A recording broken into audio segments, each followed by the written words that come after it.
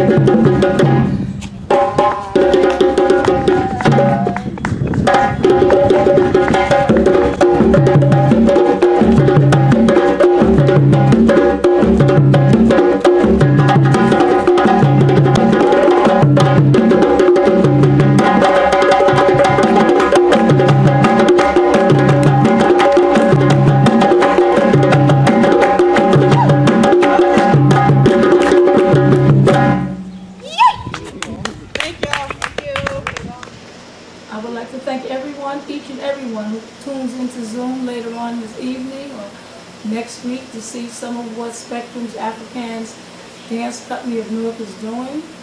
Today I was blessed with seeing grandchildren and children doing some serious stuff and keeping the foundation of the culture within our ranks. Okay? I still love to see it. Right now, I would like to be with you, but we just have a moment for recovery. I know that they did 4 dances because they did 5 and they should have done 4, but it's okay.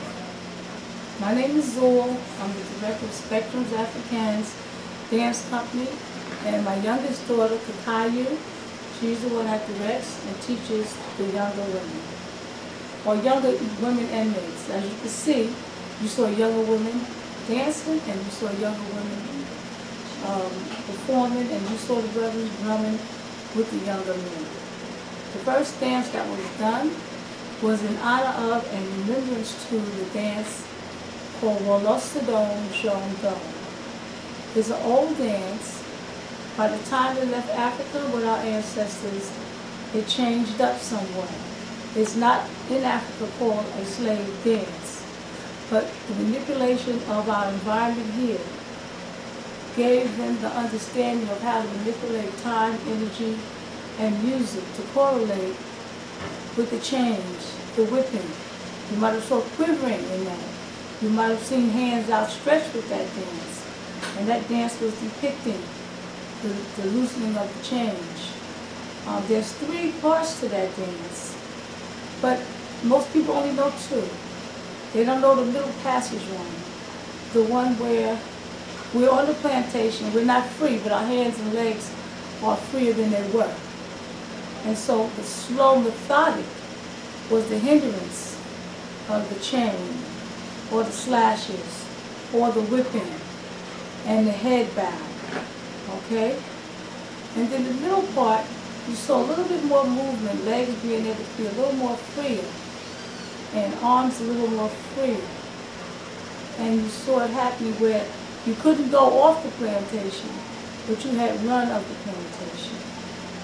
And so our ancestors here adapted the music and the circumstance to the circumstances they were under here. You might have been under a system of craft. You might have been in the CAS system in Africa. Okay, but guess what? You still spoke your language.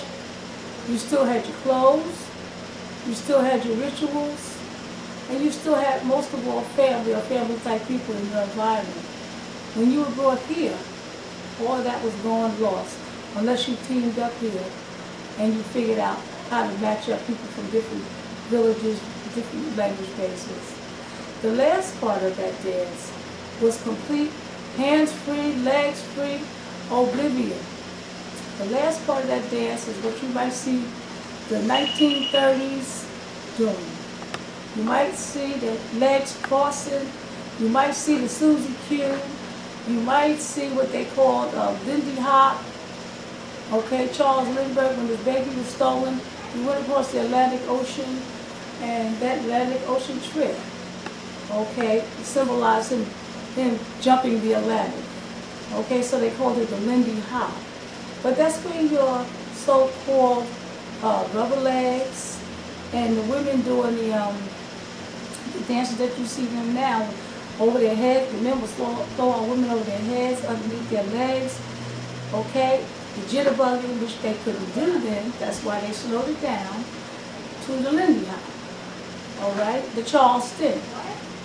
Okay, and so that dance is a replica of what we felt being on these shores. And then the extension was, after you had freedom, you could move about and you could go where you want. Even though you had no money, you were emancipated to the point of you could leave. Some left, some didn't. But they were institutionalized mentally, just like some are here today. The second dance is called Sunu. And the Sunu was a dance that was done for passages, whether it was a birthing or a death or a harvest. But those are passages, dances, meaning if you had a good harvest, you would have processionals. Those were processional dances. And now mind you, these dances are not from the 13th, 14th, 15th century AD. This stuff is from the 14th, 15th, 16th century BC. So wasn't nobody else doing them but us. There's a lot of us who claim, I didn't come out of Africa. It's okay.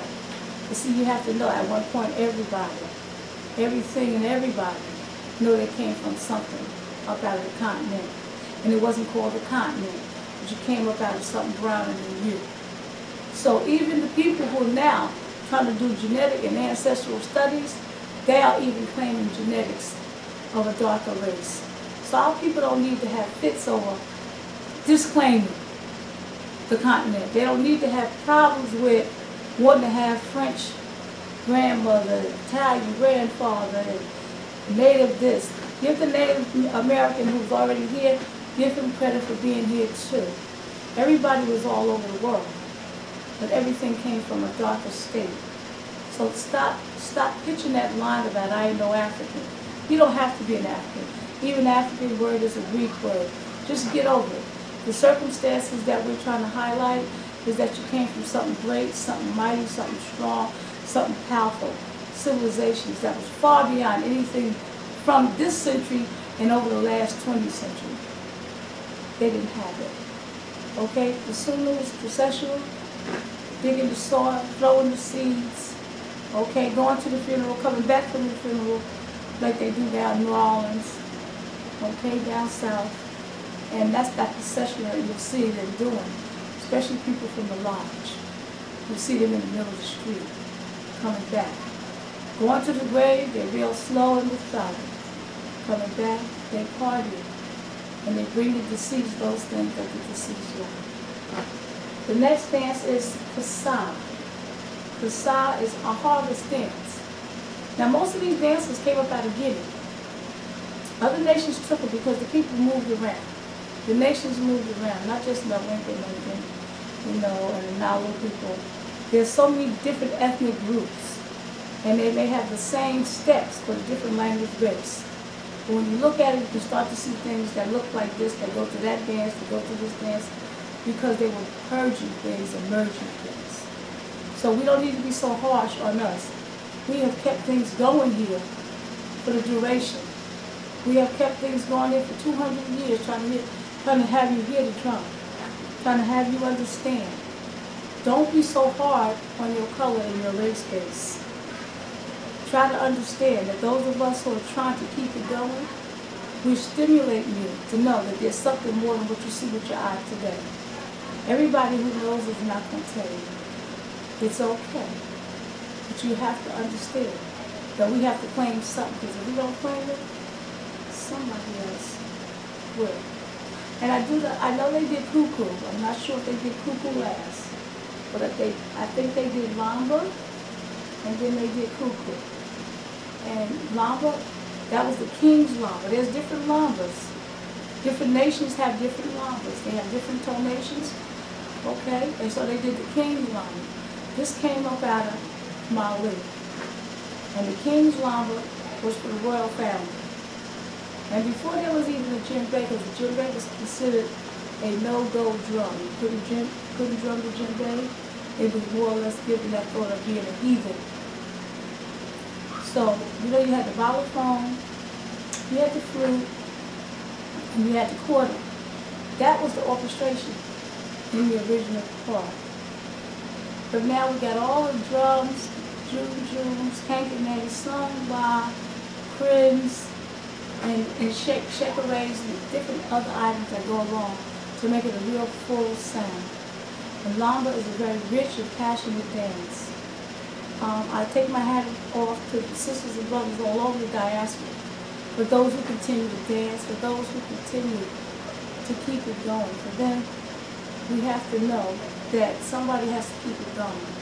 Please pass it to your children.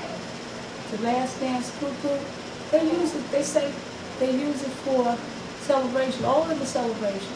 Sometimes you see the harvest, they're just so happy that they had a good harvest. So you have a lot of leg motion, a lot of quick action, a lot of jumping up. And usually the men will take hold of that dance. And that dance would justify they had a good field, they had a good crop, they had a good year. And so everybody could celebrate. Okay, and these are just some of the west coast of the African nations. West Africa has always been rich. The whole continent is rich. We have to now go deeper into the word Africa because that's a Greek word. We don't want them claiming their name in us any longer. And when I say us, people who are not of and for us. I'm not a bigot. I'm not a racist. All I know is something not right. And if you can't stand for something right, you're going to fall for everything wrong. So please, women, if you don't wrap your hair but you wear a $500 hat, why? Women, if you got a $300 suit on and you can afford it, it's okay. Why? We got to turn our girls around and cover their body and polish themselves. We have to pick our nation up. We got to say thank you for the brothers who still walk around behind us. We got to say thank you to the men who support us. We got to say thank you for the ones who try again and let us see them. Just dust them off, hold their hand, and we love them anyway, but we all need help. Rise up, nation. Rise up. This is Sister Zul signing out from Spektrums Afrikans, and it's been a pleasure and a joy as usual. Thank the Library of New Jersey City for always and forever calling on us, having us do things. Brother Daoud, this wonderful photographer here, Richard, and Samora, and Barbara, and just the whole crew at the library, the Miller Branch Library. I'm specific about Miller Branch Library because we haven't been called to the other branches, but it's okay. We got our point of books. I would like to leave you with love, peace, happiness, and the word that I learned from Frederick Douglass, agitated. Thank you. Thank you again for joining us. We greatly appreciate Spektrums Afrikans. And again, I hope everyone stays safe and healthy. Again, thank you again for joining us for Juneteenth. Take care.